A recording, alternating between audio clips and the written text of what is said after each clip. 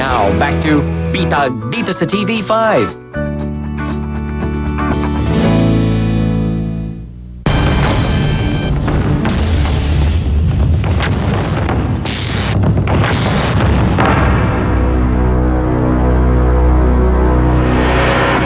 Hindi lang po ako ginanyan. Huwag po ako sisirain kay Victor po. Hindi, gusto ko lang po malaman lahat ng kalokohan ginagawa niyo sa barangay natin. Ang galing ng drama, Hindi po ako nagdadrama, nasaktan po ako.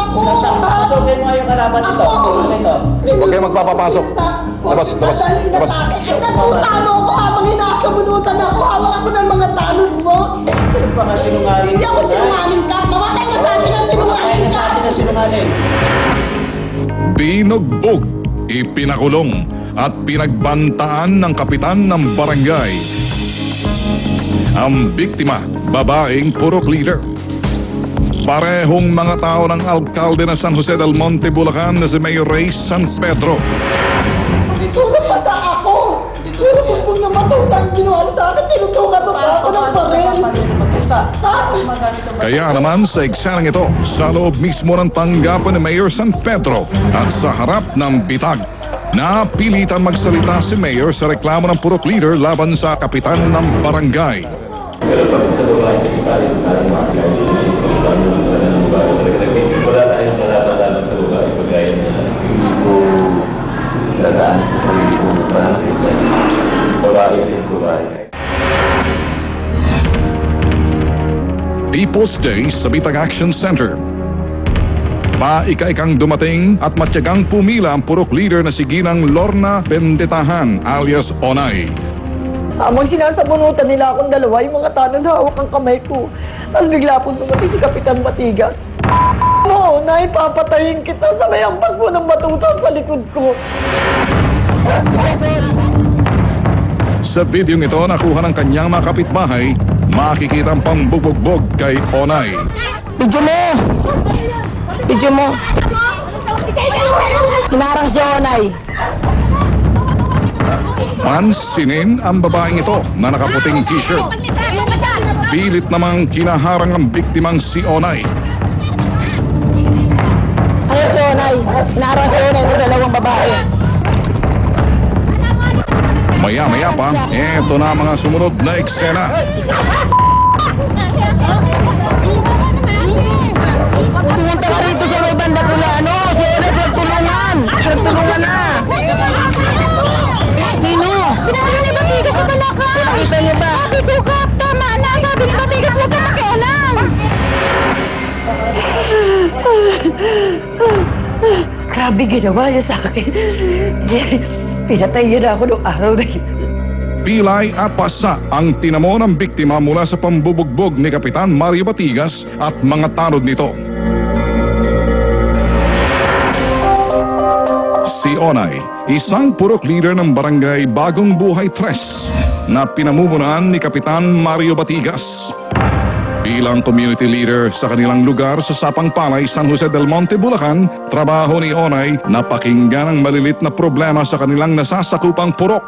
Ang salita ng mga kapitbahay namin na buti pa raw po ako may nagagawa, na hindi naman po daw ako nakaupo, samantala yung mga nakaupo daw po walang nagagawa. Bukod sa pagiging purok leader, isa ring masugid na taga-suporta ni San Jose del Monte, Bulacan, Mayor Ray San Pedro. Subalit ang pagmamalasakit ni Onay sa problema ng mga residente sa kanilang nasasakupang purok ang naging dahilan para pag-initan daw siya ng kanyang barangay captain na si Mario Batigas. Meron po siyang pinakulong na isang babae, humihingi po ng tulong sa akin yung babae. Sabi ko, kung sa parte kay Kapitan, hindi ko kaya dahil nagagalit na sa akin si Kapitan. Gusto lang ng babae magpa-blatter. Sabi niya, wala po akong karapatan dahil hindi po ako elected official. Nakikilam daw po ako dun sa problema. Lumapit po sa akin eh. Itong 24 ng Enero taong kasalukuyan, naganap ang pambubugbog kay Onay ni Kapitan Batigas at mga tauhan nito. Si Onay ipinakulong matapos bugbugin ng mga tauhan ni Kapitan Batigas. Direct assault ang ikinaso sa kanya. Si Mayor San Pedro ang mismong nagbayad ng piyansa ni Onay sa kasong isinampa ni Kapitan ng barangay na si Mario Batigas. Upang kumpirmahin kung totoo ang sumbong ni Onay, agad kumilos ang aming mga babaeng staff na nagpanggap bilang mga estudyante. Sir, paano po kapag merong away or conflict dito sa barangay po, paano po ba yung proseso nun? Normally, yung mga may complaint, nagpapablatter, tapos isineset natin ang araw yun. At may mga in charge naman doon, halimbawa kung duty of the day na kagawad, sila na nag-aayos. Sa sumunod na katanungan ng aming actress na estudyante, pakinggan ang sagot ni Kapitan Batigas. Tila may pinatatamaan. Nasangkot na din po ba kayo sa ibang away or conflict? Siyempre, pagka nabastos tayo, lalong-lalo na sa maraming mga tao, ay kuminsan hindi natin maalis na kasuhan natin sila ng direct assault. Siyempre, kahit sinong barangay chairman sa buong Pilipinas, kapag nabastos ka, hindi mo maiwasan na makasuhan mo sila ng direct assault. Pero payo ni Batigas sa mga undercover ng bitag, hindi daw dapat nananakit ang mga katulad niyang barangay chairman. Hanggat maaari, iwasan natin na tayo ay makapanakit o kailangan lagi tayong may temperance tayo kasi pag hindi tayo nag-temper dyan, kumisan ka kahit nababastos tayo, iba kunting bagay lang, minsan nagbubuhat agad ng kamay eh.